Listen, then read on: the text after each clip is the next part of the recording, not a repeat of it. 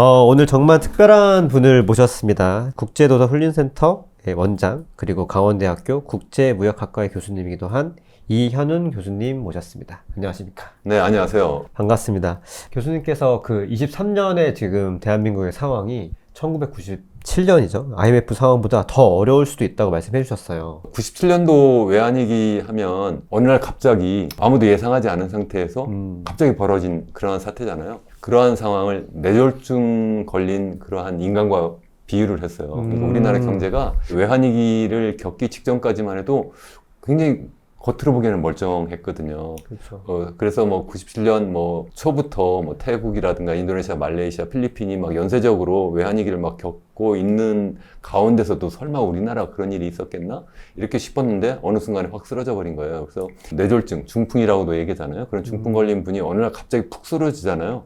그 직전까지 보면 그런 분들 대체로 몸도 굉장히 체구도 좋으시고 혈색도 굉장히 좋으신 그런 분들이에요. 그런데 오늘 갑자기 쓰러진단 말이죠. 알고 보니까 사실은 아무 일 없이 쓰러진 것이 아니라 체질적으로 보면 그 사이에 그분이 체질이 나빠진 거잖아요. 콜레스테롤도 높고 고혈압도 있고 이런 상황에서 술, 담배도 많이 하고 여러 가지 일로 스트레스를 막 쌓이는 가운데 갑자기 찬바람이 훅 불면 그냥 갑자기 혈관이 좁아져서 쓰러지는 그러한 현상이잖아요.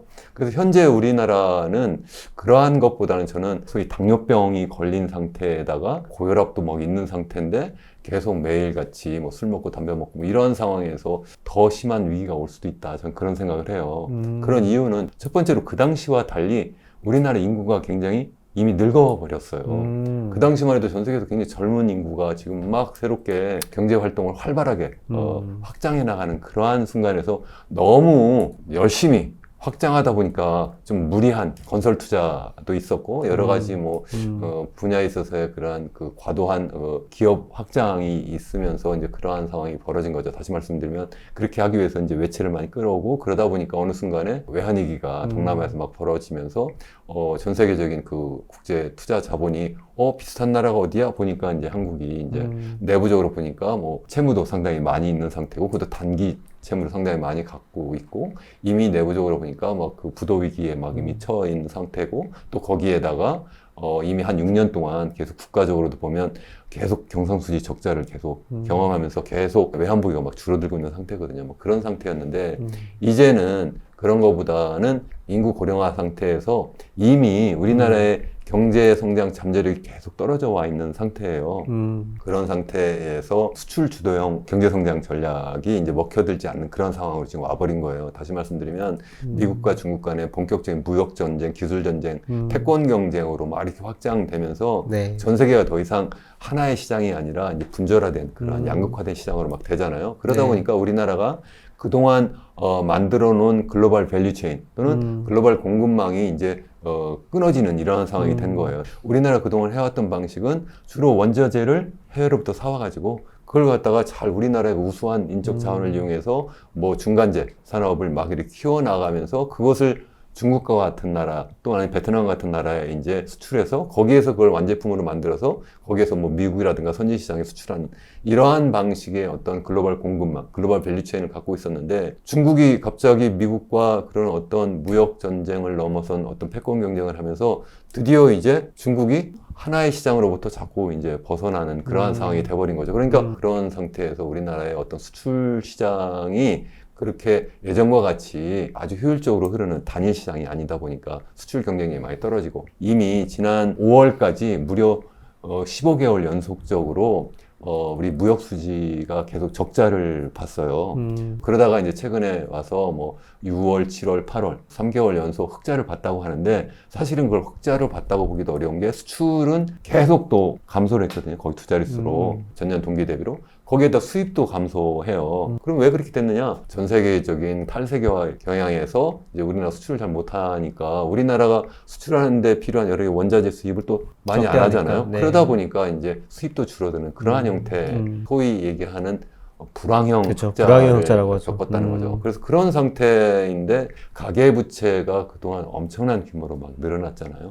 그런 가운데 이제 부동산 가격, 소위 주택 가격은 또 엄청난 버블을 그동안 계속 만들어 왔고 그래서 이게 언제 터질지 모르는 그러한 상황인 거예요. 그래서 올해 초부터 잠깐 부동산 가격이 떨어지니까 어떻습니까? 부동산 개발 업체들이 막 부실화되고요. 또 역전세 그렇죠. 나고요. 맞아요. 뭐 그러한 가운데 이제 거기에 물려 있는 많은 그러한 젊은이들, 가게들이 이제 어려운 상황에 많이 빠지게 되는 거죠. 그것이 막 계속된다면 우리나라는 순식간에 이제 무너질 수 있는 그러한 상황이 될 수도 있다는 거죠. 근데 그게 우리나라 내부의 문제뿐만 아니라 좀 전에 말씀드린 것처럼 뭐 탈세계와 엮어서 이미 중국이 또 상당히 어려운 상황이고 또 미국은 미국대로 지금 인플레와의 전쟁을 아직도 지금 계속 하고 있는 상태에서 고금리를 계속 유지하고 있어야 되잖아요. 네. 이런 상황에서 외부적 충격이 있으면 이제 확 무너질 수 있다는 건데 얼마나 심각하냐. 보통 이제 고령 인구 비중을 많이 보거든요. 네. 전체 인구 중에서 고령 인구 비중 하면 우리나라 한 지금 한 18%를 넘어서 한 19% 정도예요. 65세 이상 인구가. 65세 이상인 거 예. 18%. 그러면 그게 얼마나 뭐 많은 건데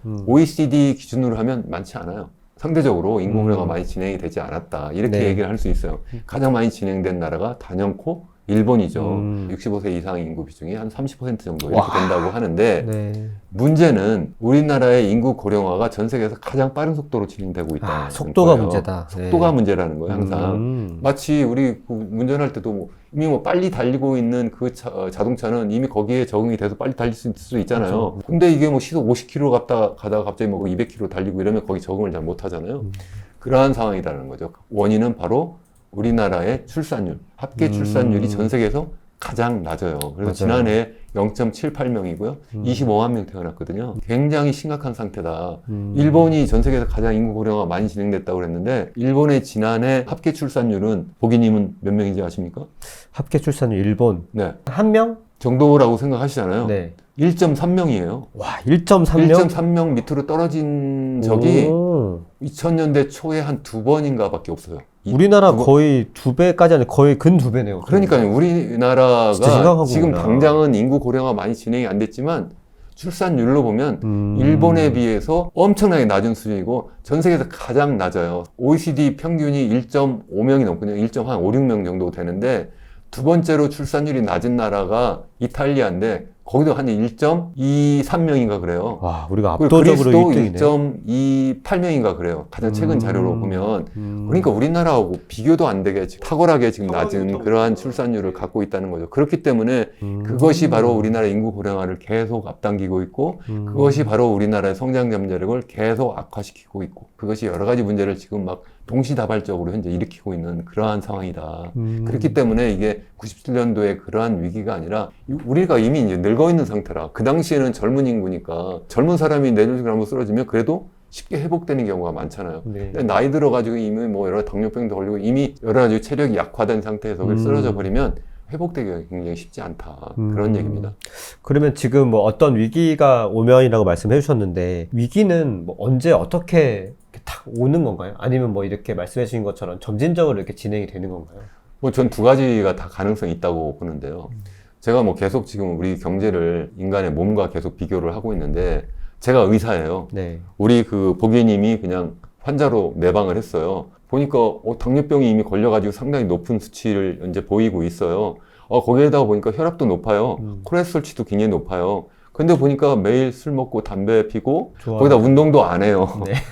이렇게 네. 해버리면 내가 뭐라고 그러겠어요, 제가. 그렇죠. 그렇게 하면 안 된다고 하시죠. 지금 완전히 네, 우리 위험하다. 보기님은 네. 위험합니다. 지금 네. 위기 상황입니다. 그러니까 체질을 바꿔야 돼요. 이렇게 얘기하죠.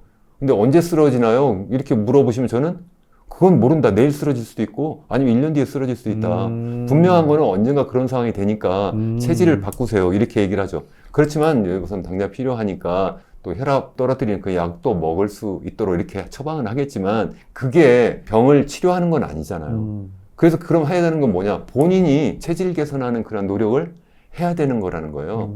마치 지금 우리 경제 상황도 똑같다는 거죠. 제가 지금 당뇨병이고 혈압이 막 높다고 말씀드렸는데 네. 거기에다 지금 가계부채 막 늘리고 지금 부동산 가격 막 높이고 그러면서 미래 소득을 막 끌어와 가지고 어떻게 보면 빚잔치를 계속 하고 있는 거잖아요. 그렇게 하고 있는 상태에서 쓰러지게 되면 어떻게 될 거냐는 거죠. 그래서 지금 저는 현재 상황이 무슨 뭐 경기가 하강 국면이야 상승 국면이야 이런 문제가 아니라 이건 지금 이미 경제는 위기다. 지금 세 가지 문제에서 제가 말씀드렸잖아요. 경제 성장 잠재력도 떨어져 수출 경쟁력도 지금 약화돼 거기에다가 지금 언제 터질지 모르는 그런 내관을 우리가 붙들고 있는 거예요. 그게 바로 가계부채고 그리고 부동산 가격의 그 거품, 그 버블이 엄청나게 커 있다는 거예요. 그런 상태에서 그게 자체적으로 터질 수도 있고 그게 뭐 미국의 고금리 정책이 계속 진행이 되다가 미국 경제가 이제 한번 실질적으로 크게 침체되면 그것이 우리나라에게 이제 직접적인 영향을 줄 수도 있고, 아니면 뭐 중국 경제가 또 지금 굉장히 심각한 부동산 위기부터 해서 여러 가지 지금 위기가 지금 막 나타나고 있는데, 그것도 우리나라에게 또 직접적인 영향을 또 줄 수도 있잖아요. 그런 상황이 돼버리면 네. 언제든, 그게 내일일 수도 있고요, 한 달 뒤일 수도 있고 내년일 수도 있다. 그럼 그게 언제인지 모르니까 지금 아직까지는 내가 터지지 않았으니까 내가 지금 위기가 아니다, 이렇게 얘기하면 안 되잖아요. 그래서 지금 위기는 위기다, 저는 그렇게 이제 말씀을 드리는 겁니다. 올해 뭐 2, 3년 하반기 정도면 미국의 경기 침체가 올 거다. 그리고 거기에 따라서 한국도 굉장히 영향을 받을 거다. 이런 얘기를 되게 많이 제가 들었었거든요. 근데 지금 보면은 미국은 뭐 좀 어렵긴 하지만 여전히 견조한 상황인 거고, 그리고 한국 경제도 뭐 침체는 맞는 것 같은데, 지금 교수님께서 말씀하시는 막 위기가 온다, 막 이런 거는 막 체감상 좀 덜한 느낌이 많거든요. 교수님께서 더 많은 경각심을 갖고 계신 것 같은데, 그 위기의 크기나 이런 것들이 좀 다를까요? 미국 경제 말씀하셨으니까 제가 잠깐 미국 경제 한번 설명을 드릴게요. 현재 진행 사항을. 우리 2022년 지난해 3월부터 미국의 중앙은행 연준이 기준금리를 높이기 시작했잖아요. 네. 최근 어디까지 올렸냐면 5.5%까지 이렇게 올렸어요. 보통 이제 이런 어떤 통화의 긴축적 정책이 이제 쓰여지면 보통 이제 실물 경제에 영향을 미치는 것은 보통 한 1년 내지 1년 반 정도 걸린다고 우리는 보고 있어요. 그러니까 지난해 왜 당장 이게 뭐 금리를 올리기 시작했는데 왜 이거 경제 성장률이 이렇게 좋은 거야? 아니면 왜 이렇게 고용 시장도 이렇게 좋은 거야? 그리고 실업률도 왜 안 높아지지? 뭐 이렇게 얘기를 하면 안 된다는 거고요. 아직까지도 그게 멀쩡해요, 지금. 그게 멀쩡한 상태고, 주식 가격도 지금 아직 굉장히 견조할 뿐만 아니라 나스닥 기준으로 하면 올해 이미 35% 정도 올랐거든요. 아, 그러니까 이거 뭐 이현우 교수가 계속 뭐 미국 경제도 뭐 지금 위기가 올 수 있다 뭐 이렇게 네. 얘기하는데, 이 무슨 위기가 오냐 이러는데, 위기가 지금 아직까지 안 온 거지 올 수밖에 없다는 말씀이에요. 그러니까 그걸 미리부터 준비를 잘 하고 있어야 된다. 그 얘기예요. 왜 그러냐면, 일단 보통 우리가 통화 긴축한다는 건 뭐냐면 우리가 총 수요를 긴축적으로 운영한다는 거예요. 금리를 막 높여요. 시중에 있는 유동성을 줄여요. 그렇게 하면 어떻게 됩니까? 가게는 소비를 줄일 수밖에 없는 거잖아요. 그렇죠. 그리고 또 우리 기업은 투자를 줄일 수밖에 없잖아요. 우리가 보통 총수요에 들어가는 가장 중요한 게 소비, 투자잖아요. 민간 부분에 있어서. 네. 그 소비가 미국 같은 경우는 무려 68% 정도 차지하거든요. 굉장히 많이 이런 애들이 계속 이제 소비가 이제 줄어들면 총수요가 줄어들고, 그러니까 물가를 잡을 것이다, 이렇게 생각을 하는 거예요. 그래서 경제 성장률도 당연히 내려가겠죠. 내려갈 수밖에 없고, 당연히 그렇게 되니까 투자가 줄고, 그래서 물건 잘 안 팔려나가면 기업 입장에서 생각하면 당연히 고용을 줄여야 되죠. 다만 그게 당장 금방 그렇게 안 하잖아요. 그렇죠. 좀 시간이 걸린다는 거죠. 그러면 이제 본격적으로 이제 고용 시장도 굉장히 어려운 상황이 된다는 건데, 네. 지금 미국의 경우에 금리가 충분히 많이 올랐느냐, 그래서 지금 물가를 잡았냐, 이렇게 보는 거예요. 그러면 미국의 연준이 보고 있는 소위 인플레이션 타겟은 2.0%라고 하잖아요. 그럼 뭘 기준으로 하냐면 CPI가 아니라 소비자 물가 지수가 아니라 PCE라고 하는 거예요. 그렇죠. PC. 예? 개인 소비 지출을 중심으로 해가지고 뭐 상품이 서비스의 그 모든 조합을 다 합해가지고 이제 물가의 변화를 이렇게 계산하는 건데, 그걸로 계산하는데 그것도 그 중에서도 소위 얘기하는 식료품하고 에너지 가격은 제외를 한 소위 얘기하는 근원 PCE를 기준으로 해서 2.0%를 타겟으로 하고 있어요. 그걸로 하면 지금 현재 어디까지 왔느냐 하는 거예요. 지난해 2022년 2월에 최상단이 얼마냐면 5.4%였어요.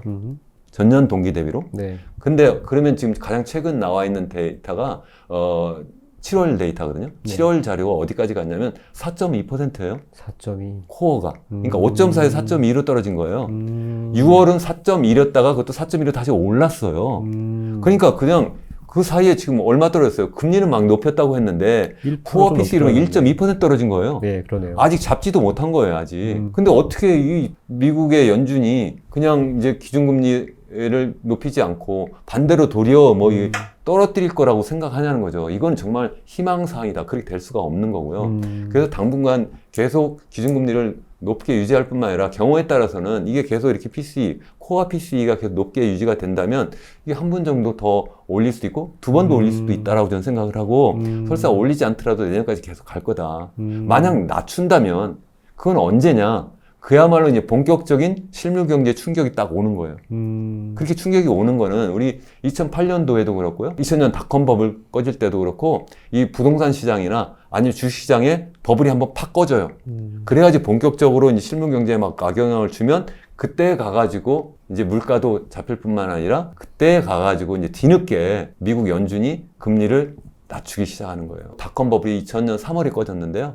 99년 6월부터 시작해가지고 2000년 6월까지 닷컴 버블 꺼진 다음에도 네. 계속 금리를 높게 유지하고 계속 올리고 있었어요. 그리고 2008년도에 소위 레만 브라더스 사태가 9월에 났는데 네. 그 전에 2007년 봄부터 시작해가지고 2008년 봄에도 계속 소위 얘기하는 서프라임 모기지에 계속 물려있는 지방 중소 투자은행들이 계속 연쇄 부도를 내고 있었거든요. 그랬는데도 불구하고 계속 금리는 높은 수준에 계속 유지하고 있었고요.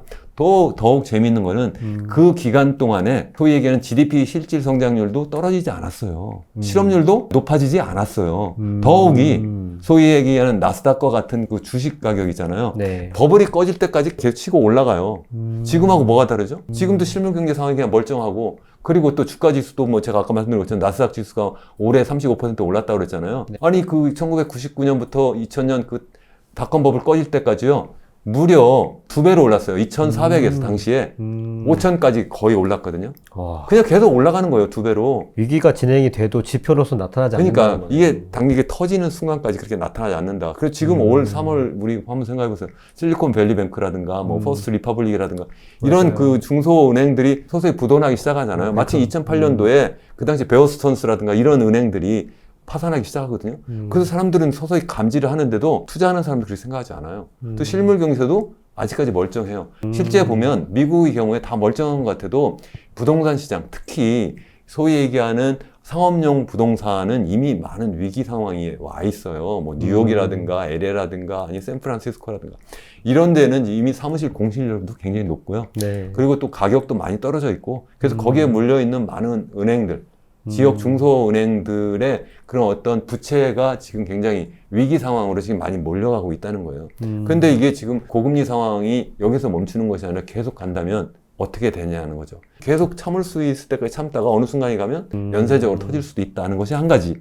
또 한 가지는 미국의 경우에 이렇게 고금리 정책을 쓸 때 아주 예외적으로 내부적인 뭐 무슨 경제 성장률이 엄청나게 추락하거나 실업률이 엄청나게 높아지지 않은 경우도 있었어요. 그게 대표적인 게 1994년도에 금리 올릴 때인데요. 그러한 경우에도 소위 얘기하는 전 세계의 이머징 국가들한테는 영향을 주어요.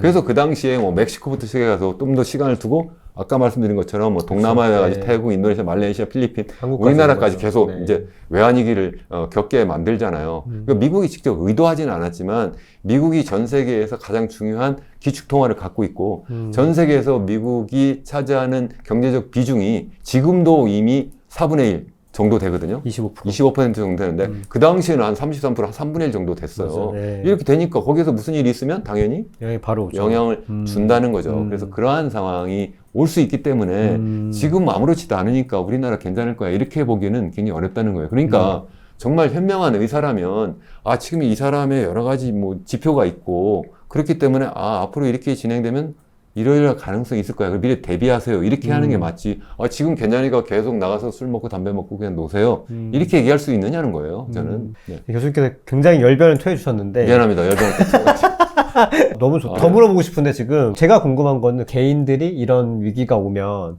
어떤 일을 좀 겪게 될까요? 이런 충격이 딱 오게 되면. 그러면 IMF 위기 때 어땠는가 한번 생각을 해보시자고요.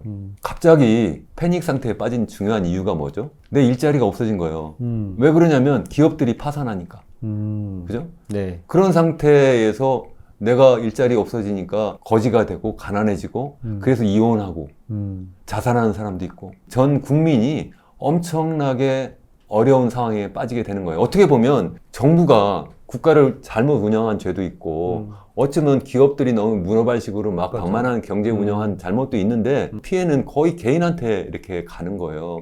그래서 이번에도 마찬가지로 그 내부적인 요인 때문에 뭐 부동산 버블이 갑자기 꺼지면서 그것이 뭐 여러 가지 뭐 금융기관의 시스템적 위기로 나타나고 그게 경제 위기로 막 확산이 돼버리면 그러면 당연히 우리나라의 경제 성장률도 떨어질 거고요. 당연히 그러면서 여러 가지 일자리도 많이 없어질 수가 있겠죠. 그런 면에서 사람들이 굉장히 힘들 것이라는 거 한 가지. 또 한 가지는 실제 이제 자산 가치가 또 이제 확 떨어져 버리잖아요. 그 자산 가치가 이제 많이 떨어지면서 그것이 이제 개인들에게 엄청난 충격을 줄 것이라는 건데, 우리나라 사람들이 갖고 있는 그 자산의 대부분이 다 어디가 있나요? 부동산에 다 있죠. 부동산에 가 있죠. 네. 그래서 결국은 부동산 가격이 갑자기 이제 폭락해버리면, 그러면 당연히 나의 실질 자산이 이제 줄어들게 되니까 나는 가난하게 느껴질 거고, 당연히 그 내가 소비가 제한될 수밖에 없고, 맞습니다. 그렇기 때문에 나의 삶의 질이 아무래도 좀 떨어질 수가 있겠죠. 부동산 가격뿐만 아니라 주식 가격도 당연히 폭락할 수밖에 없겠죠. 그러면 내가 뭐 분산해서 투자한 주식 쪽에서도 가격이 폭락하게 되면 당연히 나한테 또 실질 자산이 이제 그만큼 또 줄어드는 그러한 결과를 가져오고 굉장히 어려운 상황이 될 수도 있을 거다. 이렇게 저는 생각을 합니다. 그러니까 일자리 문제가 하나 있고 또 나의 실질 자산의 어떤 가치의 하락도 있을 것이다. 저는 뭐 그런 생각을 합니다. 그러면 이제 이 위기가 올 때 이런 거를 방지하기 위해서 우리의 자산을 그럼 어디다 어떻게 좀 투자를 하면 좋을지. 근데 우리나라 사람들은 사실은 거의 모든 계란을 한 개의 바구니에 다 담아놓은 거예요. 올인하는 경향이 있죠. 네. 올인했는데 그게 그동안 잘 먹혔어요. 부동산 가격이 계속 올랐으니까. 근데 그게 앞으로도 계속 그럴 것인가는 저는 아니라고 생각하는 사람이에요. 어떤 경제 충격이 안 오더라도 갑자기 뭐 어떤 그 IMF와 같은 그러한 위기가 오지 않더라도 뭐 인구 구조적인 요인이라든가 뭐 앞으로 경제 성장 잠재력이 계속 약화되면서 또 실질 소득이 또 계속 늘어나지 않을 거라는 문제라든가 또 유동성이 앞으로 옛날처럼 이렇게 막 풀려나가지 않을 거다. 뭐 이런 등등 여러 가지 이유 때문에 그런데 계속 몰빵해온 그러한 방법의 어떤 자산 증식이 계속 그렇게 되지 않을 거다. 그러니까 뭐 부동산 불패다. 난 앞으로도 계속 그렇게 될 거야. 이렇게 되지 않을 가능성이 저는 굉장히 크다고 생각을 하기 때문에 기왕이면 그 투자를 좀 다변화하는 게 전 좋겠다 이렇게 생각을 해요. 더군다나 이제 그게 뭐 보통 투자한다면 제가 말씀드린 것처럼 뭐 일단 부동산이 있고 뭐 주식이 있고 아니면은 뭐 채권도 뭐 주식과 뭐 비슷한 거니까 그러한 것이 있고 또 하나는 뭐 금이나 아니면 뭐 현금 같은 것도 있을 수 있는데 다 이런 것들이 다 뭐죠? 우리 원화 표시 자산인 거예요. 저는 개인적으로는 정말 현명하고 합리적인 그러한 투자자라면 전 세계 생각해 보세요. 우리나라 경제 규모가 뭐 차지하는 비중이 얼마나 되나요? 2%도 안 돼요. 네.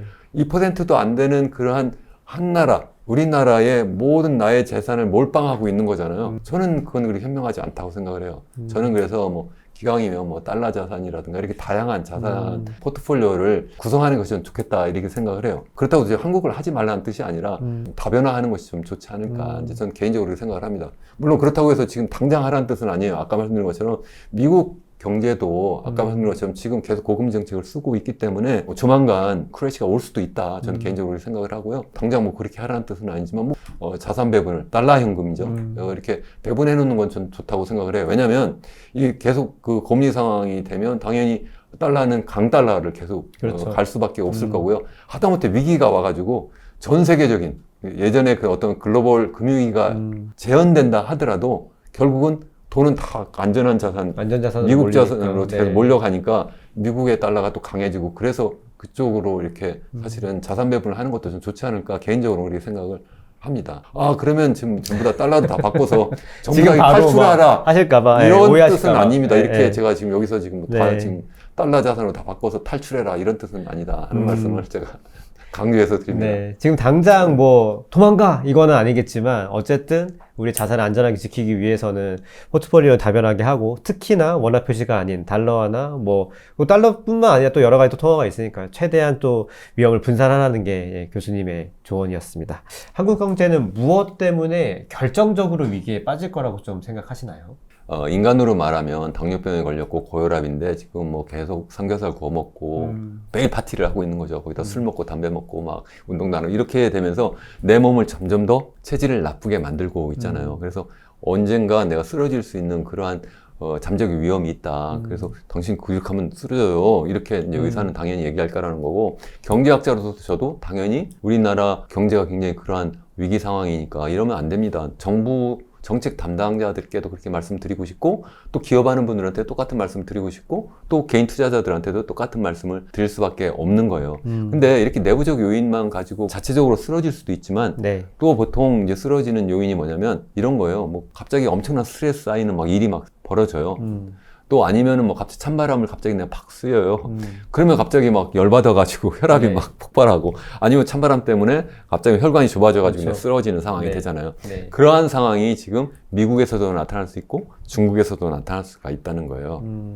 그렇게 돼버리면 그게 마치 1997년도에 외환위기처럼 충격이 우리나라에게 전염이 되잖아요. 네. 그게 전염이 되면서 내부적으로 골마 있었는데 자연스럽게 이제 쓰러지게 된다는 거죠. 그러니까 내가 건강하면 코로나 바이러스부터 시작해가지고 뭐 감기 기운이 막 사방에 돌아다녀도 감기 바이러스가 돌아다녀도 내가 감기 안 걸릴 수도 있잖아요. 네. 근데 내가 체질이 막 약해요. 골골하고 있어요. 그러면 뭐 그러한 상황이 딱 돼버리면 내가 감기도 걸리고 뭐 코로나도 걸리고 아니면 더 심한 상황도 막 되잖아요. 그렇게 되는 상황이 충분히 있을 수가 있다. 그런 말씀입니다. 그 중에 말씀하신 것 중에서 부동산과 가계부채도 되게 큰 문제라고 말씀해 주신 바가 있는데 어느 정도 수준인 거예요? 사실 그냥 가계부채가 많다는 얘기만 들어왔지 OECD나 혹은 다른 나라 비교해가지고 얼마나 큰 네네. 문제인지는 제가 잘 인지를 못하고 있더라고요. 네네. 굉장히 좋은 질문이라고 저는 생각을 하는데요. 인구 고령화로 인한 성장 잠재력이 감소한다든가 이런 거는 오늘 내일 당장 문제를 일으키는 건 아니잖아요. 다만 체질이 계속 약화된다는 거고요.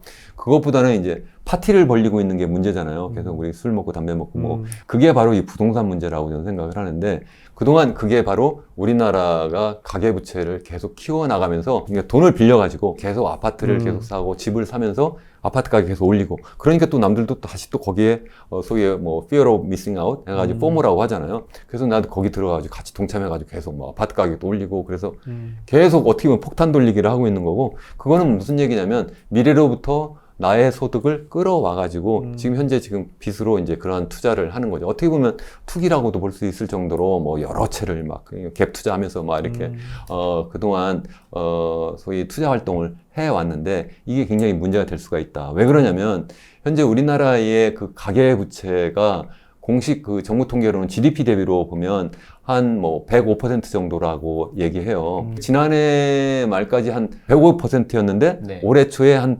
102% 정도 수준까지 좀 떨어졌어요. 왜 떨어졌냐면 주택 가격이 좀 떨어졌잖아요. 네. 뭐 그래서 한 20-30%막 떨어졌다. 네. 그래가지고 사람들이 그럼 빚을 갚아야 되겠다. 뭐 이렇게 해가지고 돈 빌려가지고 더 부동산 투자를 하는 게 아니라 반대로 근데 금리도 막 높아지니까 빚을 갚아야 되겠다 이런 생각 때문에 사실 이제 가계부채가 어느 정도 줄어들고 있었어요.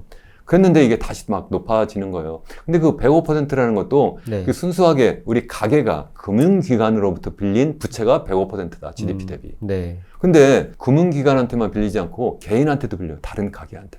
그게 바로 뭐냐면 전세예요. 전세금. 아, 그쵸. 그러니까 전세가 있죠. 내 네. 아파트를 갖고 있어요. 근데 아파트를 담보로 해서 내가 임대인으로서 내 아파트를 다른 사람한테 담보를 잡히고 그런 다음에 임차인한테 돈을 빌리는 게 바로 전세잖아요. 이것도 부채 아닌가요? 그래서 그렇죠. 이게 네. 사실 어떻게 보면 더 큰 문제를 일으키잖아요. 지난번에 역전세 상황처럼 네. 이게 뭐 갑자기 내가 담보로 맡긴 내 아파트 가격이 막 떨어져 버리면 내가 그걸 갚지 못하는 상황이 돼버려요. 네. 그러니까 어떻게 보면 이 금융기관으로부터 빌린 그러한 부채보다도 더 위험한 그러한 부채가 바로 이런 전세 부채라는 거예요. 이게 지금 한 1,000조 원 정도 된다고 보는데 우리나라의 GDP가 지난해 2,150조 정도 됐거든요. 네. 그러니까 결국에 무슨 얘기냐면 한 GDP 대비 한 50% 정도 50% 되는 거예요. 그러니까 네. 그걸 플러스 해버리면 우리나라의 총 가계부채는 한 150% 정도 될 것이다. 이렇게 저는 보는 거예요. 근데 그게 전부냐 하면 영세 상공인들이 네. 빌린 부채 있잖아요. 예를 들어서 뭐 편의점을 한다든가 뭐 식당을 한다든가 시장 상인들이 빌린 돈들이 있잖아요. 네.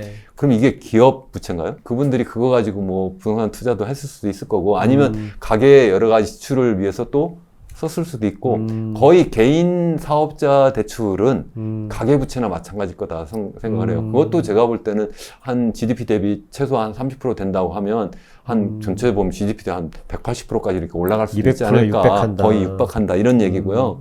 그렇게 돼버리면 전 세계 OECD 국가 중에서 단연코 1위다. 스위스가 1위, 그다음에 네. 호주가 2위인데 우리는 한 3위 정도 되지만 전세 부채까지 포함을 시키면 이게 한 150% 정도 되니까 단연코 1위, 엄청난 1위라는 거예요.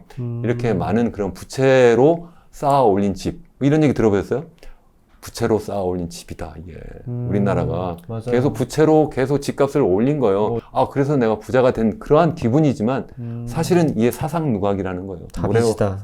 그 모래라고 하는 그런 빚, 그걸로 쌓아 올린 집이 아닌가. 이건 제 얘기가 아니라요. 네. 사실은 아미르 수피라고요. 네. 이분이 시카고 대학 교수인데 우리나라에도 데드 오브 하우스 해가지고 빚으로 쌓아 올린 집이라고 하는 그러한 이름으로 이제 번역서가 우리나라에도 나와 있거든요. 네. 그분 얘기는 결국 이렇게 빚으로 계속 부동산 투자를 계속 하게 되면 결국은 그게 가계부채를 계속 키우게 되고 그렇게 되면서 문제를 일으킨다. 첫 번째 문제가 바로 뭐냐면 결국 사람들이 계속 이 부동산 투자한다고 해서 부채를 계속 일으켰는데 네. 그게 무슨 수익을 나한테 갖다 주는 건 아니잖아요. 그렇죠. 근데 부채는 계속 쌓여 있잖아요. 그러니까 네. 내가 소비 여력이 그만큼 줄어드는 거예요. 아무리 이자라도 갚아야 되니까. 결국은 소비가 줄어들면 당연히 성장 잠재력을 갉아먹을 수밖에 없다. 첫 번째가 그거고요.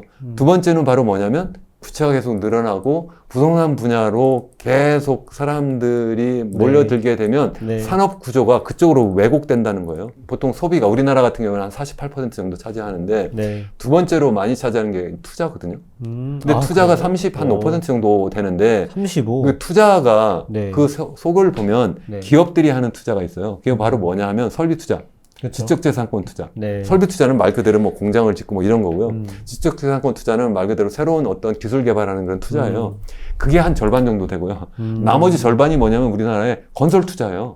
아. 건설 투자라고요. 이제 그 중에 상당 부분이 바로 뭐냐면 아파트 짓고 뭐 이런 거예요. 그게 과연 미래를 위한 투자냐는 거죠. 정말 우리가 필요한 투자는 뭔가요? 미래의 먹거리 산업, 생명공학이든 뭐 우주공학이든 아니면 반도체와 같은 뭐 IT 첨단 산업에 그러한 어떤 기술 개발하는 투자로 가야 되잖아요. 그쪽에 설비 투자도 해야 되고요. 그런 투자로 하지 않고 계속 건설 투자로 가면 이게 결과적으로 보면 문제를 일으킨다. 그래서 아미르 수피 같은 그런 교수는 이렇게 소위 빚으로 집을 계속 지어버리면 그러면 그게 그 나라의 성장 잠재력을 갉아먹을 수밖에 없다. 이렇게 이제 경고를 하고 있는 겁니다. 제가 여기서 좀 궁금한 건 듣다 보니까 원래 우리가 자본주의에 살고 있으면은 자본주의라는 게 결국 통화량이 팽창하게 되고 통화량이 팽창한다는 뜻은 결국 빚도 그냥 자연스럽게 올라갈 수밖에 없는 거잖아요. 그래서 이게 막 가계부채가 문제이긴 한데 뭐 대단한 문제를 일으키지 않으면 그래도 괜찮은 거 아닌가? 이런 생각을 하시는 분들도 있는 것 같아요. 그러니까 이게 정도의 문제인데 한국은행 보고서에서도 나왔잖아요. 네. GDP 대비 80% 이상 넘으면 그럼 본격적으로 그러면 바로 그 빚 때문에 소비가 위축될 수밖에 없다. 기준이 80%인 거네요, 그러면. 이제 보통 이제 일반적으로 IMF에서도 그러고 이제 한국은행에서도 그렇고 그 정도. 그리고 역사적 경험으로 볼 때 네. 그게 넘어가기 시작하면 네. 그게 바로 빚이 가계부채가 소위 얘기하는 그 총수요를 아무래도 위축시키고 그래서 경제 성장을 위축시킬 수밖에 없다. 네. 이제 그러한 어떤 실증적 연구가 있기 때문에 그렇다는 말씀입니다. 아, 이해했습니다. 근데 이렇게 지금 말씀하신 대로 한국은행도 IMF도 80%를 얘기하고 있는데 교수님께서 말씀하신 거에 따르면 150 혹은 180도 가잖아요. 한국은 뭐 이렇게 구조적으로 좀 문제가 있는 거예요. 왜 이렇게 버블이 너무 많은 것 같은데. 이렇게 버블이 많은 것은 네. 지난 한 2017년 정도 됐던 것 같아요. 그때부터 주택 가격이 엄청나게 올랐어요. 그게 어떻게 보면 전세 대출 막 확장함으로 해가지고 그러니까 뭐 집주인이 뭐 전세금 막 올려도 그래 뭐 금리도 낮은데 내가 그냥 빌려다가 그냥 높여주고 그러니까 또 다시 또 매매가도 높아지고 뭐 이런 것도 있고요. 맞아요. 뭐 여러 가지 네. 그러한 요인 때문에 높아지고 있는 상황인데 코로나 상황이 딱 되니까 전 세계적으로 유동성을 확 풀어버리잖아요. 네. 보기님께서 말씀하신 것처럼 똑같은 물건이 있는데 갑자기 유동성이 2배로 늘어났어요. 당연히 그 가격이 2배로 뛰죠. 이제 그런 상황이 됐다는 거예요. 다만 그런데 계속 그런 유동성 파티가 계속 될 수 있겠느냐는 거죠. 전 세계적으로 고금리 상황이라고 아까 제가 미국 네. 사례도 말씀드렸고 네. 우리나라도 그런 상황으로 갈 수밖에 없다. 그러면은 이 맥락에서 지금 우리나라 부동산은 좀 어떻게 될 것 같으세요? 아니, 혹은 어떤 방향으로 가야 된다고 보세요? 일단 보통 이제 부동산 가격을 움직이는 것은 경제적인 요인이 세 가지가 있다고 이미 말씀을 드렸어요. 첫 번째가 이제 인구적 요인인데 네. 인구가 막 늘어나면 당연히 주택수가 늘어나잖아요. 그렇죠. 그것도 그냥 막 늘어나는 것뿐만 아니라 젊은 인구 있잖아요. 우리가 보통 생산 연령 인구라는 것. 막 경제 활동을 열심히 하고 막 네. 그래서 아기도 낳고 막 그래서 교육도 시키고 막 이러려면 당연히 집도 더 커야 되고 막 더 좋은 데로 자꾸 옮겨가려고 하는 수요가 생기잖아요. 네.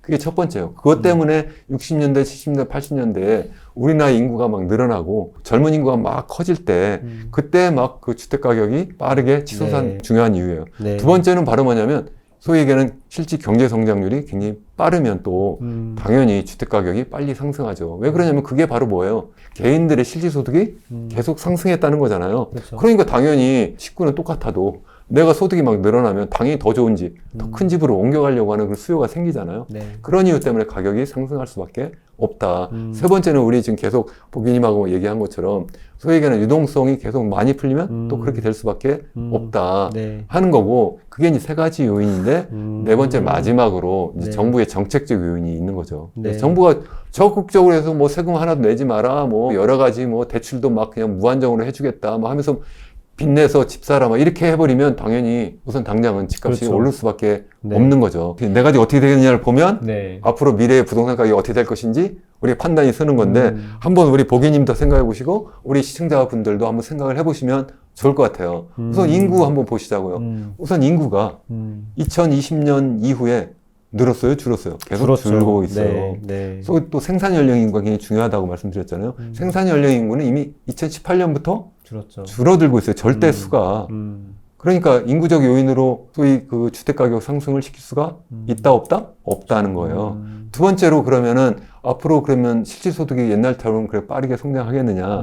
아니라는 거죠. 지금 성장 잠재력이 떨어지고 있다는 말씀을 계속 드렸어요. 그래서 1960년대, 70년대, 80년대까지, 90년대 초까지 거의 두 자릿수 성장을 했잖아요. IMF 위기가 터지고 나서 플러스 성장을 한 번 하고 그 다음부터는 계속 미끄럼 타고 내려왔거든요.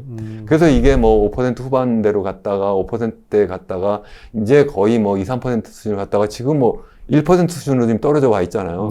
그러면 이거 어떻게 되겠냐, 앞으로. 제가 연구한 바에 의하면 이 소위 얘기하는 고령인구 비중이 10%포인트 정도 높아지면 한 2.5에서 3.5% 정도 네. GDP 성장률이 떨어지거든요. 아. 그게 무슨 얘기예요? 지금 우리나라의 고령인구 비중이 한 19% 정도 네. 된다고 그랬는데 네. 10% 정도 높아지면 일본 정도 수준이잖아요. 그렇죠. 그 정도 수준이 언제 다다르냐면 2030년대 초반이면 그렇게 갈 거라고 좀 봐요. 왜냐하면 우리나라의 출산율이 너무 낮기 때문에 굉장히 빠른 속도로 갈 것이다.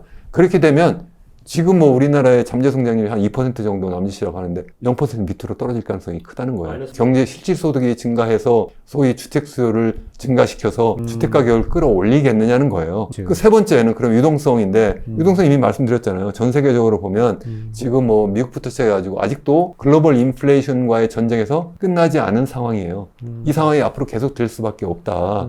그렇게 되면 우리나라도 고금리 정책을 계속 쓸 수밖에 없고, 그래서 요즘에 어떻게 되나요? 실질적으로 시장금리가 계속 올라가고 있어요. 그 얘기는 뭐예요? 고금리 정책으로 계속 갈 수밖에 없다. 유동성 때문에 소위 그 주택가격이 높아질 가능성도 없다는 거예요. 그럼 마지막 남은 게 정책. 정책이죠. 네.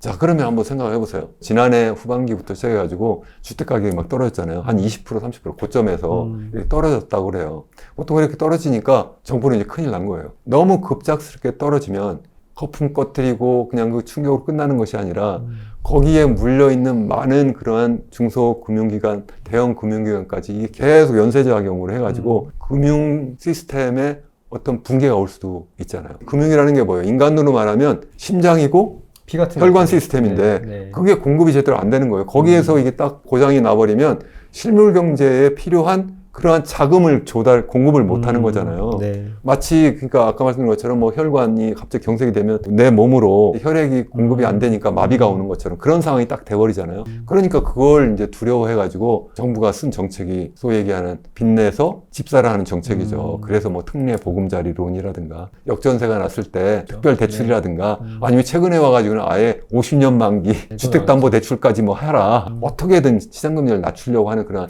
노력을 했잖아요. 그러다 보니까 가계부채가 막 늘어나게 된 거예요. 자연스럽게 조금씩 바람을 빼는 정책을 써야 되는데 그게 무서워가지고 다시 또 바람을 확 넣어버린 거예요. 그렇죠. 그래서 다시 옛날만큼 다시 또 버블이 또 커져버린 상태가 돼버렸어요. 그러면 다시 얘기해서 의사가 지금 환자가 있는데 지금 뭐 머리도 땡기고요. 뭐 이런 알겠어요. 그러면은 진통제 좀 드리고요. 당 떨어뜨린 거 드릴 테니 그 다음에 뭐 맘대로 그러면 술 먹고 담배 먹고 그냥 노세요. 이렇게 할 수 있어요? 그럴 수 없죠. 없잖아요. 네. 이제 그런 상황을 지금 하고 있다. 그런 말씀입니다. 그래서 그러면 앞으로도 계속 그렇게 하겠느냐?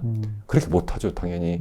지금 한군의 총재가 뭐라고 그래요? 지금 빚내서 집 사지 말라고 얘기하잖아요. 조심하라고 경제학자들은 다 지금 걱정하고 있는 거예요. 근데 음. 막상 정책을 담당하는 사람 입장에서 생각하면 좀 걱정이 되니까 또 그렇게 할 수도 있을 거라고 좀 봅니다. 그러면 부동산이 어쨌든 이런 지금 네 가지 요소가 더 좋지 않기 때문에 얼마나 떨어져야지 될 거라고 보시는 거예요? 그 버블이라는 게. 그거는 뭐 사람마다 생각이 다를 수도 있고 네. 시장이 제일 잘한다고 생각하는데 2017년 그 당시 생각하면 그때 이미 우리나라의 인구 고령화는 고령화대로 많이 신청이 되어 있고 네. 이미 그 경제성장 잠재력도 많이 떨어져 있는 상태인데 정책적인 어떤 실패 요인 플러스 소위 유동성 증가로 말미암아서 그게 한 3배까지 막 올랐잖아요. 그래서 네. 다시 그게 한 20-30% 떨어졌다 다시 또 올라갔으니 올랐죠. 다시 또 이제 3배 네. 꼭지까지 가 있는 거예요. 그럼 어디까지 떨어져야 되느냐?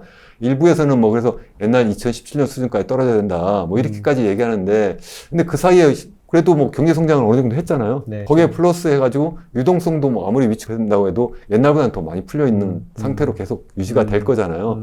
그래서 그렇게까지는 많이 안 떨어지고 제가 볼 때는 뭐 많이 떨어지면 한 절반까지 떨어질 수도 있지 않을까. 고점 대비 이런 생각을 저는 하는데 다만 이것이 막 갑자기 떨어지는 경우가 있을 수도 있고 그거는 이제 우리나라 내부적 요인뿐만 아니라 뭐 미국에서 갑자기 네, 뭐 충격이 엄청난 있을 수 경제 있죠. 충격이 있거나 뭐 중국에서 엄청난 부동산 버블이 정말 본격적으로 꺼지고 막 경제가 뭐 엄청난 위기 상황이 돼버리면 우리나라에게 이제 그야말로 외부적 충격이 엄청 커져가지고 비슷한 상황으로 갈 수도 있지 않을까. 저는 이제 그런 생각을 합니다. 듣다 보니까 걱정되는 게 부동산이 되게 좋은 자산, 투자 자산이었잖아요. 그럼 교수님께서는 이제 부동산은 자산으로서는 좀 가치가 없어진다고 보시는 거예요? 저는 개인적으로 부동산에 적어도 몰빵하는 시대는 지났다. 부동산 불패 신화는 끝났다라고 저는 생각을 합니다. 그런 여러 가지 요인으로. 근데 옛날부터 계속 이렇게 해왔기 때문에 특히 이제 우리 젊은 세대는 예전에 그런 뭐 1997년 외환위기도 겪지 않았잖아요. 그러니까는 뭐 계속 부동산 가격이 막 높아지는 것만 계속 봐왔기 때문에 앞으로 계속 그럴 거라고 생각하실 수도 있는데 네. 그렇게 되지 않는다. 또 뿐만 아니라 전 세계적으로 보면 부동산 버블이 대부분 다 한 번씩 꺼졌어요. 꺼졌죠. 일본도 그랬고요. 네. 미국도 그랬고요. 네. 뭐 영국도 그랬고요. 뭐 지금 중국도 지금 꺼지고 있어요. 그럼 우리나라는 예외다라고 얘기할 수가 있을까요? 더군다나 우리나라 아까 말씀드린 인구 고령화부터 시작해서 여러 가지 문제가 계속 지금 끼어 있고 가계부채는 가계부채대로 엄청나게 되어 있는데 과연 이 거품을 어떻게 질서 있게 꺼트릴 수 있을까? 저는 정말 엄청난 숙제라고 생각합니다. 지금 부동산이 자산으로 조금 이제 몰빵하는 시대가 지났다고 하셨는데 여전히 지금 집을 사고 싶어 하시는 무주택자나 뭐 1주택자 분들도 있잖아요. 그런 분들은 좀 어떤 포지션을 좀 취하면 좋을까요? 경제학에서 네. 제일 먼저 가르치는 것 중에 하나가 기회비용이라고 하는 거거든요. 어쩌면 주택 가격도 조금씩 올라갈 수도 있을지도 몰라요. 유동성이 계속 조금씩 풀려나가니까. 네. 그렇지만 예를 들어서 우리가 돈 투자할 때 주택 하면 뭐 몇 억씩 되잖아요. 서울 같은 경우는 5억, 10억, 뭐 20억, 30억 막 이렇게 되는데 그 돈을 거기에 이렇게 투자하면 다른데 쓸 수 있는 그런 기회를 박탈당하는 거잖아요. 네. 거기에 다른 곳에 투자했을 때 그때 얻을 수 있는 기대 수익과 비교를 해보시면 참 좋겠다는 게 첫 번째예요.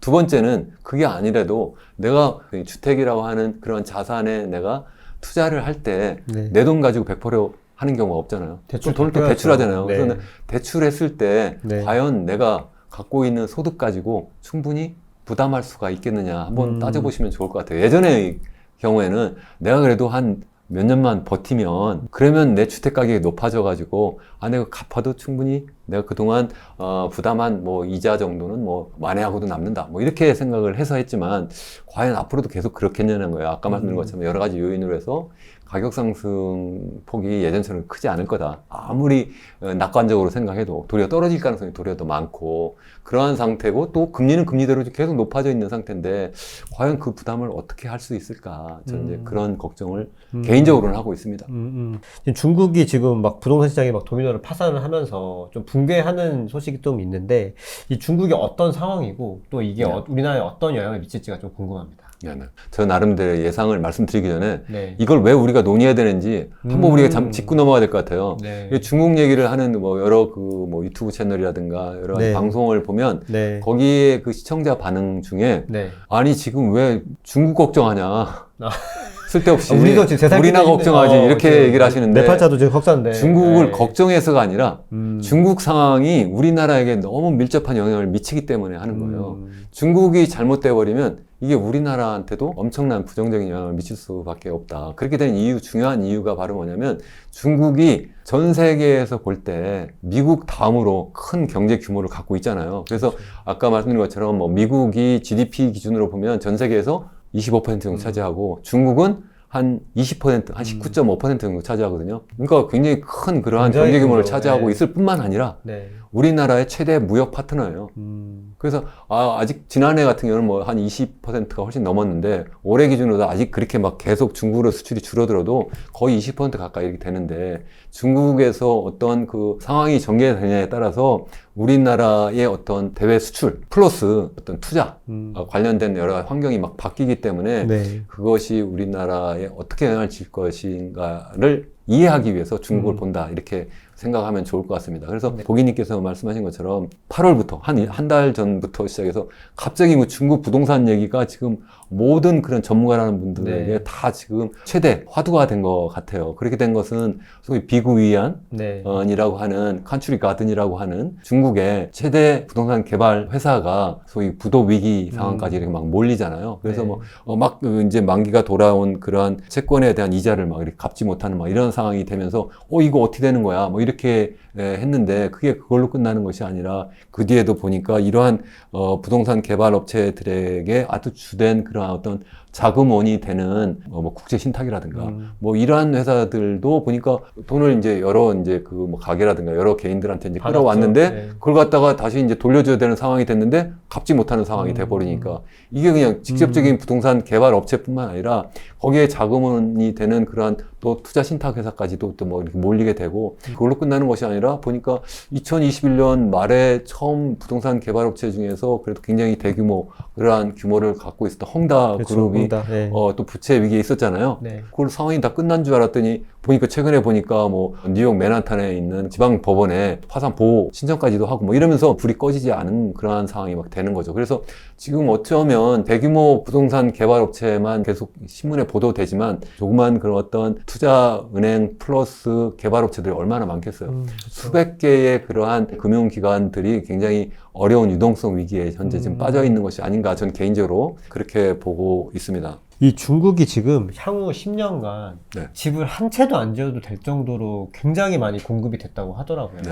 근데 이렇게까지 지금 공급이 될 수가 있는 상황인가요? 왜 이렇게 된 건가요? 2008년도 전 세계적인 이제 글로벌 금융위기가 있을 때 중국은 홀로 독야청청했어요. 그게 그렇게 된 이유가 중요한 이유가 첫 번째는 자본시장이 개방이 안 돼 있어서 그 외부적 그렇죠. 충격이 네, 국내로 들어오지 못했던 것이 하나가 있고 또 하나는 그래도 어느 정도 뭐 수출 경로를 통해서 이제 들어오게 되는데 그걸 막는 그런 방법으로 엄청난 그러한 재정 지출 그리고 통화 증발을 한 거예요.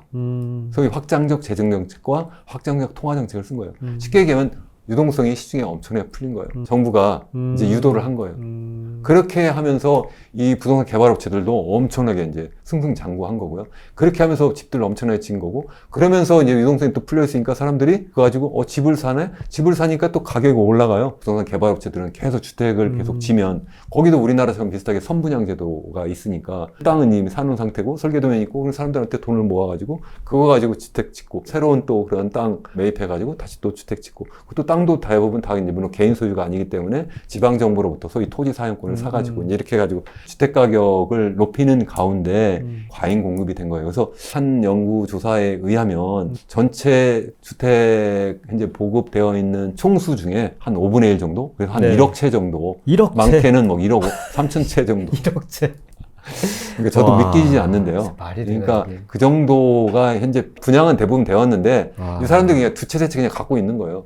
와. 그러니까 제가 동남아 쪽으로도 제가 이제 자주 이렇게 뭐 출장도 가고 그러는데 제가 최근에 이제 캄보디아 가서 들은 얘기인데 중국 사람들은요 거기에 있는 그 아파트 이런 거기에 콘도라고 하는데 이런 거 투자를 어떻게 하냐면 아예 그 중국 본토에서 여기부터 여기까지 그냥 내가 다 사. 이렇게. 네, 편의점 가서 과자 사듯이 쇼핑을 그냥 해버리는 거예요. 부동산. 네, 집을. 그런 식으로 국내에서도 했고, 해외에서도 이렇게 많이 한 거예요. 그래서 이게 이제 중국 부동산이 이제 해외 부동산 시장까지 다 지금 영향을 지금 주고 있는데, 우리나라에서도 사실은 부동산 맞아요. 쇼핑을 많이 네, 했잖아요. 했었잖아요. 네. 그런 상황이 이제 막 되면서 지금 과잉 공급이 된 거예요. 그렇게 되니까 무슨 문제가 발생하냐면 모든 사람이 하는 건 아니잖아요. 그렇죠. 돈 있는 사람들이 하는 거예요. 돈 있는 사람들은 자꾸 그렇게 하면서 자산 가치가 계속 커지고 상대적으로 그런 데 참여하지 못한 사람은 네. 가난해지는 거예요. 그래서 이게 부자와 가난한 사람 간의 그러한 자산 격차가 좀 더 양극화. 심화되는 거죠. 그래서 이 사회적 양극화가 너무 심화되니까 시진핑 3기에 들어서 가지고 내세운 정책이 바로 공동부유론이잖아요. 그렇죠. 예. 그래서 공동부유론을 하면서 그 타겟을 삼은 게 세 가지. 첫 번째가 뭐냐면 소위 얘기하는 플랫폼 기업들. 그래서 알리바바부터 시작해가지고 막 이렇게 텐센트나 막 규제를 막 이런 거, 했잖아요. 네, 텐센트라든가 막 규제를 했죠. 두 번째 했던 게 바로 사교육 시장. 사교육 시장을 통해 가지고 이 부자들한테만 엄청난 그런 특혜적인 그런 교육시키고 그래서 부를 갖다가 자자손손 이렇게 계속 승계하는 그런 방식이 돼버리니까 이거 하지 못하게 해라. 또 세 번째가 바로 이 부동산 시장을 규제해야 되겠다. 이렇게 한 거잖아요. 그래서 2020년 7월에 3 레드라인이라고 해가지고 3대 레드라인 정책을 이제 부동산 시장에 이제 실시하기 시작하는데 그게 뭐냐면 갖고 있는 자산 대비 부채는 70%를 넘으면 안 된다. 70%. 또 시가총액, 자기 기업의 시가총액 대비 부채는 100%가 넘으면 안 된다. 또 자기가 보유하고 있는 현금 대비 단기 부채는 또 100%가 넘으면 안 된다. 이렇게 세 가지의 레드라인을 딱 정한 거예요. 거기에 하나라도 넘으면 더 이상 대출 안 이 기업들이 해주겠다. 대출을 못하게 되는. 굉장히 강력한 이게 정책이에요. 채권도 사실. 발행할 수도 없는 상태다. 왜 이렇게 돼버리니까 돈줄이 이제 말라버리는 갑자기 거지. 막힌 거예요. 그러한 네. 가운데서 코로나 막 봉쇄 정책을 막 적극적으로 쓰니까 이래저래 지금 경제가 지금 막 휘청이는 상태에서 주택 수요가 줄어들고 있는 상황에서 부동산 개발업체들의 어떤 신규 그런 유동성 조달할 수 있는 수단이 없어져 버리니까 네. 갑자기 유동성 위기에 이제 몰리게 된 거죠. 그래서 헝다 사태가 난 거고 완다 사태가 난 거고 그래서 비구이한 사태가 났는데 아까 말씀드린 것처럼 보이지 않는 많은 그러한 개발업체들, 투자 네. 은행들이 지금 네. 상당한 유동성 위기에 현재 몰려 있을 거다. 이제 그렇게 생각을 하는 겁니다. 이게 듣다 보니 결국 이게 빚이 좀 이슈인 것 같은데 완전 남의 일이 아니라는 얘기도 많아요. 이런 중국의 문제가 사실 빚내서 집 사, 아까 교수님도 말씀하셨는데 아마 우리나라한테도 해당이 될 것 같은데 중국이 한국 부동산의 미래 이런 말도 누군가 하는 것 같아요. 이건 좀 어떻게 생각하세요? 저도 하나 뭐 보고서를 하나 막 지금 쓰고 있는 중인데 중국 경제와 한국 경제의 쌍둥이 위기 이렇게 제목을 잡았다가 제가 중국 경제와 한국 경제의 일본화 위기로 이렇게 제목을 바꿨는데요. 두 개가 뭐 그 어떤 게 앞선다라기보다 어쩌면 네. 우리나라가 지금 아직 터지지는 않았지만 상태는 더 어려운 상황이다라고 저는 생각을 해요. 그 이유를 한번 몇 가지 비교를 해볼게요. 네. 첫 번째, 부동산 가격을 한번 생각을 해보세요. 아까 2008년부터 시작해서 뭐 부동산 가격이 엄청나게 올랐다고 했잖아요. 네. 우리나라도 제가 아까 말씀드린 2017년 이후에 뭐 3배 이렇게 올랐다고 했는데 부동산 가격이 지금 엄청나게 막 치어 올라가면서 이미 뭐 너무 많이 올라간 게 아닌가 단기적으로 속도도 굉장히 중요하다고 제가 네. 한번 말씀을 드렸었는데 네. 그러한 부동산 가격을 뒷받침한 것이 100% 자기 자본이 아니라 빚을 낸 거잖아요. 그래서 그렇죠. 빚으로 지은 집이라고 제가 말씀드렸어요. 음. 그래서 그러면 그것을 대표적으로 볼 수 있는 게 바로 가계부채잖아요. 네. 그 가계부채가 GDP에 차지하는 비중을 보면 중국은 어느 정도 될 것 같으세요? 중국이요? 네. 우리나라는 제가 말씀드렸잖아요. 아까 그쵸. 뭐 105% 105, 그냥 보면 네. 아니면 거기 전세자금까지 포함하면 150. 뭐 150% 이렇게 된다 했는데 중국은 한 몇 퍼센트 될 것 같으세요? 중국이요? 한 150? 61%밖에 안 돼요. 60이요. 61? 네. 중국은 가계부채가 이렇게 많지 않아요. 중국 사람들은 저축하는 걸 더 좋아해요. 너무 충격적인데? 충격적이죠. 네. 자료를 여러 가지 찾아보면서 저도 굉장히 충격을 먹었어요. 60? 제가 틀렸는지 한번 여러분들도 한번 찾아보시고 우리 그 한번 보기님도 한번 더 찾아보세요. 그런데 이제 문제가 뭐냐면 중국의 그 가계부채가 너무 빠르게 지난 2015년 이후에 굉장히 빠르게 증가하는 건 맞아요. 그렇지만 우리나라의 그 절대적인 수준에 비해서는 그러니까 GDP 대비 그 수준에 비해서는 반밖에 안 되잖아요. 61% 곱하기 2 하면 120%니까 그냥 그렇죠. 뭐 우리나라의 절반도 안 되는 그러한 상황이에요. 그러한 상황인데 문제는 중국의 경우에는 가계부채 플러스 정부 부채 위기가 있는데 정부 부채가 이 부동산 버블과 굉장히 밀접한 연관이 있어요. 뭐냐면 정부가 중앙정부가 있고 지방정부가 있잖아요. 네. 지방정부의 부채가 직접 빚을 내지 않고 뭘 하냐면 지방정부가 파이낸싱 할 수 있는 그러한 공사를 하나 만들어요. 거기서 채권을 발행해서 돈을 빌려오거든요. 그걸 갖다 네. 그림자 금융이라고 해요. 그것까지 포함하면 GDP 대비 한 120%가 되지 않느냐 이렇게 골드만삭스는 그거를 보고 있더라고요. 지방정부 부채가 지방정부 부채가 너무 크다는 거예요. 120%. 그 문제가 지금 이게 문제를 더 일으킨다. 왜 그러냐면 그게 지금같이 이렇게 부동산 가격이 떨어지니까 더 이상 어떻게 돼요? 추가적인 또 채권 발행할 수 있어요? 최근에 막 본 뉴스 중에 하나는 이런 지방정부가 지금 그림자 금융으로 삼는 그러한 공기업이죠. 어떤 네. 지방 공기업도 지금 부도 상황으로 지금 자꾸 몰리고 있다. 일부가 그런 부도가 나오고 있다. 이런 보도까지 제가 봤거든요. 그러한 상황이 계속 진행이 되고 있다는 거예요. 근데 아까 말씀드린 것처럼 그래도 가계부채는 61%로 상대적으로 건전하다. 더하면 한 180인데요, 그래도. 그렇지만 네. 우리나라는 네. 가계부채만 봐도 가계부채는 180. 이게 한 150% 정도 네. 된다는 거고 네. 우리나라의 정부 부채는 GDP 대비 한 55% 정도 되거든요. 중국 같은 경우는 보통 GDP 대비 국가 부채 하면 이제 보통 이제 가계 부채, 정부 부채, 기업 부채.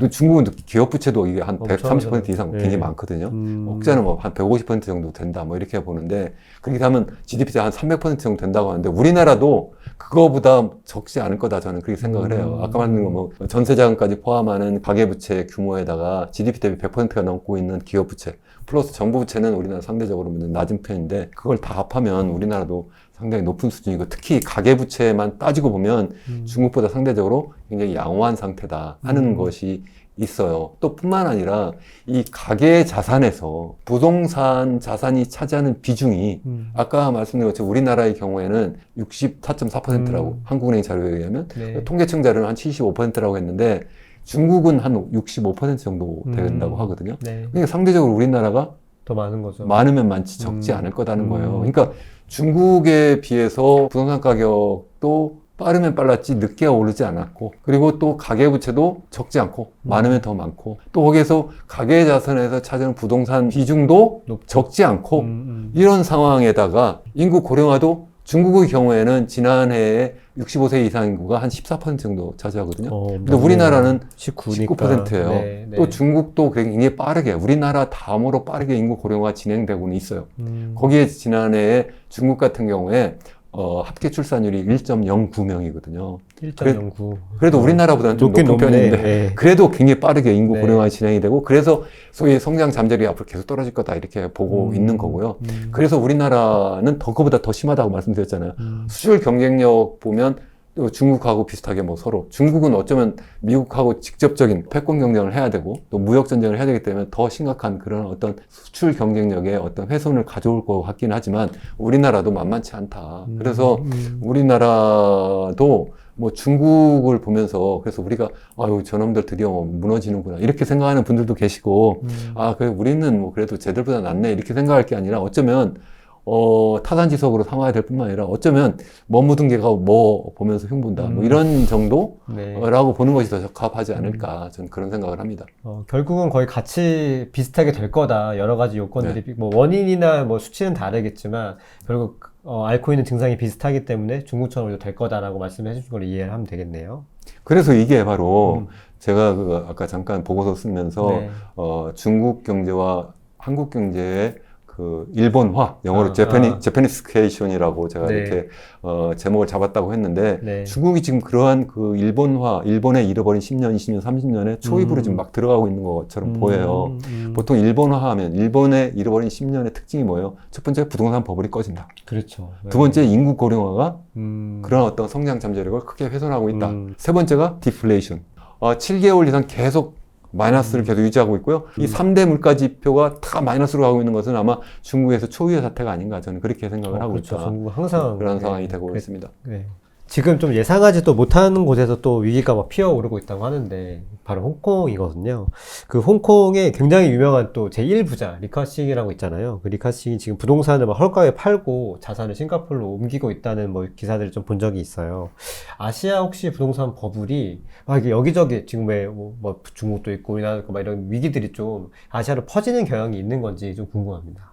저는 뭐 아시아 전역으로도 일부 퍼지고 있다고 생각을 해요. 아까 제가 캄보디아 예를 들었는데 중국 사람들이 여기저기 가서 엄청난 부동산 투자를 한 거예요. 마치 일본이 옛날 뭐 한참 잘 나갈 때 80년대 말에 뭐 하다못해 뭐 미국 가가지고 뭐 맨하탄에 있는 뭐 엠파이어 스테이트 빌딩을 샀느니 뭐 이런 얘기 했잖아요. 네. 그거 마찬가지로 중국도 막 계속 고도 성장에다가 그리고 무역에서 엄청난 흑자를 보니까 그렇게 벌어들인 외화 가지고 해외 나가서 부동산 투자를 엄청나게 많이 했거든요. 네. 그랬는데 지금 막 부동산 버블이 꺼지니까 어떻게 돼요? 당장 현금이 확보돼야 되니까 그렇죠. 당연히 해외에 있는 부동산 자산을 팔아야 되잖아요. 그래서 그런 가격이 다 떨어질 것이다. 이렇게 생각을 하고 있는데 네. 우리나라도 뭐 서울이나 이런 데 많이 그렇게 투자를 하고 있다고 하는데 네. 그게 많이 충격을 줄 거라고 저는 개인적으로 생각을 합니다. 근데 어느 정도 규모인지는 저는 잘 모르겠어요. 근데 홍콩의 경우에는 이거는 중국의 일부잖아요. 일부죠, 이제. 그래서 이건 뭐 아시아라고 볼 것 없이 이게 지금 홍콩이 어쩌면 중국의 가장 약한 고리라고 저는 생각을 해요.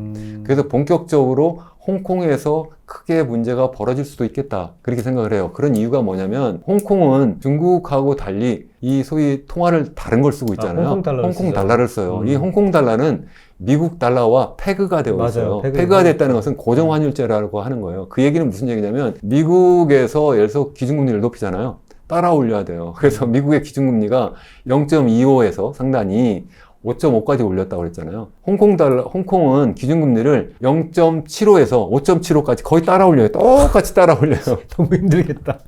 이렇게 따라 올리니까 어떻게 돼요? 네. 주식 가격이요. 2021년 초의 고점에서 항생지수 있잖아요. 항생지수가 8월 말까지 기준으로 보면 한 35% 빠졌거든요. 부동산 가격도 계속 빠졌는데 올해만도 뭐 홍콩에 있는 그런 상업용 빌딩이라든가 뭐 여러 주택 가격이 뭐 한 15% 이상 계속 빠졌다. 공실률도 계속 늘어나고 있다. 뭐 이런 얘기를 지금 계속 하고 있는 거고요. 그렇게 하면서 이제 계속 이제 금리를 막 높이니까 당연히 기업들도 굉장히 힘들어지고 힘들죠. 또 네. 뿐만 아니라 더 근본적인 원인은 뭐냐면 이게 2020년에 국가보안법이라는 것을 네. 전격적으로 실시하잖아요. 네. 그러니까 홍콩 사람들이 패닉이 된 거예요. 그래서 돈도 빠져나갈 뿐만 아니라 사람도 막 도망가기 시작을 한 거잖아요. 그래서 홍콩의 그 주민 수가 한 750만 정도였다고 하는데 지금 730만까지 지금 줄어들었어요. 그렇게 줄어들었다는 거는 결국 뭐냐면 한 20만 명이 빠져나간 거예요. 빠져나가는데 그냥 뭐 몸만 빠져나가요. 당연히 돈도 빠져나가는 거죠. 이게 빠져나가는데 그러면 어떻게 돼요? 홍콩 달러를 US 달러 또 바꿔야 되잖아요. 그래서 뭐 여러 가지 요인으로 이제 돈이 막 빠져나가니까 그래서 지금 홍콩이 외환보유고가 굉장히 많은 나라 중에 하나예요. 우리나라보다 많았어요. 그래서 어느 정도냐면 한 5천억 달러 정도였는데 지금 얼마까지 줄었냐면 4,200억 달러까지 줄었어요. 20% 분위기 계속 지금 빠지고 있다. 그러니까 지금 무슨 말씀이냐면 사람 빠져나가죠.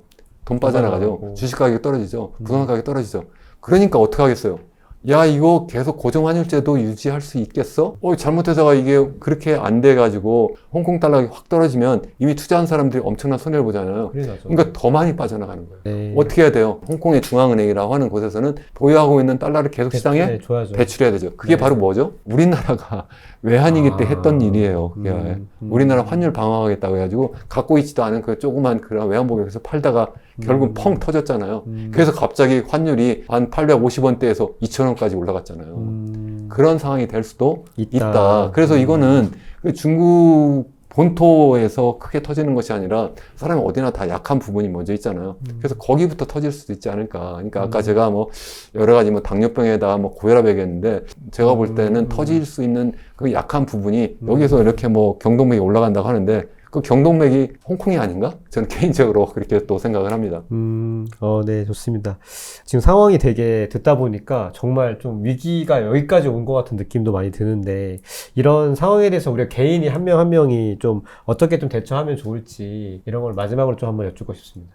정말 어려운 상황이고요. 네. 그래서 아까 말씀드린 것처럼 전 개인적으로는 뭐 주식 투자를 한다면 네. 현금 보유를 좀 늘려나가면 어떨까. 현금이라는 건 저는 좀 달러 자산으로 좀 늘리면 더 좋겠다. 개인적으로 전 그렇게 하고는 있는데 그렇다고 모든 사람이 다 그냥 뭐 달러만 사라 이러면 우리나라 또 크게 또 큰일 나잖아요. 약간 그렇게 포트폴리오를 좀 다변화하는 것이 굉장히 좋겠다는 얘기고요. 적어도 이렇게 말씀드릴 수 있을 것 같아요. 아파트를 사실 때에 네. 항상 뭐 5억, 10억, 뭐 몇십억 이렇게 투자를 할 때 여기 투자하는 대신 다른 데 할 때 내가 기대 수익은 어떻게 되지? 두 개를 비교해서 네. 하시면 어떨까 하는 거고요. 더군다나 와서 빚내서 하는 경우라면 앞으로 고금리 상황이 계속 유지가 되는데 이걸 그러면 내가 계속 감당할 수 있을까? 내가 갖고 있는 소득으로? 그걸 한번 생각하시면서 투자 활동을 하는 것이 좋지 않을까?